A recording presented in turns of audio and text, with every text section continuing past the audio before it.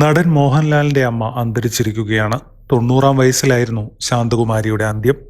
പക്ഷാഘാതം ബാധിച്ച് ഏറെ നാളായി കിടപ്പിലായിരുന്നു ശാന്തകുമാരിയെങ്കിലും പൊന്നുപോലെയാണ് മകൻ മോഹൻലാൽ അമ്മയെ പരിചരിച്ചിരുന്നത്.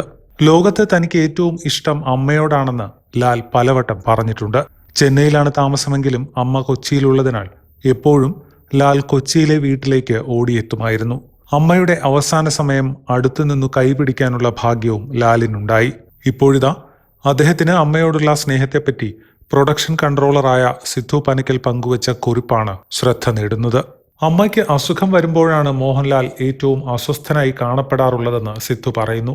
എപ്പോഴും അമ്മയെ കാണണം, അമ്മ അടുത്തുണ്ടാകണം എന്ന് ആഗ്രഹിക്കുന്ന മകന് ഈ വേർപാട് താങ്ങാനാകില്ല. ഷൂട്ടിംഗ് ലൊക്കേഷനിലേക്കുള്ള വണ്ടിയിൽ കയറിയാൽ ലാലേട്ടൻ ആദ്യം വിളിക്കുക അമ്മയെയാണ്. അമ്മയോട് സംസാരിച്ചതിനു ശേഷം സുചിത്ര ചേച്ചിയെ വിളിക്കും.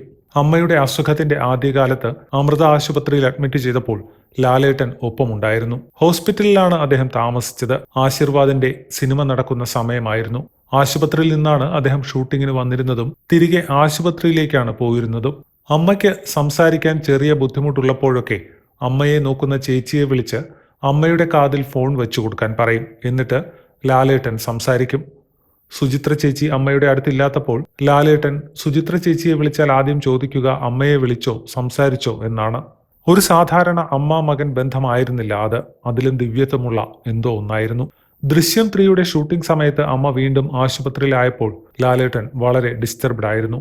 എപ്പോഴും വിവരങ്ങൾ വിളിച്ച് അന്വേഷിച്ചു കൊണ്ടിരിക്കും. ഫോണിൽ ഡോക്ടർമാരുമായി സംസാരിക്കും.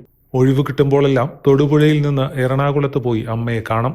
ലോകം പോറ്റിയ ഒരു മകനു ജന്മം നൽകാൻ കഴിഞ്ഞ ഈ അമ്മ മഹാഭാഗ്യവതിയാണ്. ആ ഭാഗ്യം മരണത്തിലും അമ്മയെ പിന്തുടരുന്നുണ്ട്. ഇന്ന് സ്വർഗവാതിൽ ഏകാദശിയാണ്. അമ്മയുടെ യാത്ര നേരെ സ്വർഗത്തിലേക്ക്. ലാലിന്റെ സഹോദരന്റെ മരണസമയത്ത് പരസ്പരം ആശ്വസിപ്പിക്കാനും ചേർത്തു നിർത്താനും അച്ഛനും അമ്മയും ഉണ്ടായിരുന്നു. അച്ഛന്റെ മരണസമയത്ത് അമ്മയും. ഇനി എപ്പോഴും അമ്മയെ കാണണം, അമ്മ അടുത്തുണ്ടാകണം എന്ന് ആഗ്രഹിച്ച മകന് വേർപാടിന്റെ ഈ ദുഃഖം സഹിക്കാനുള്ള ശക്തി നൽകാൻ സർവശക്തനോട് പ്രാർത്ഥിക്കുന്നു.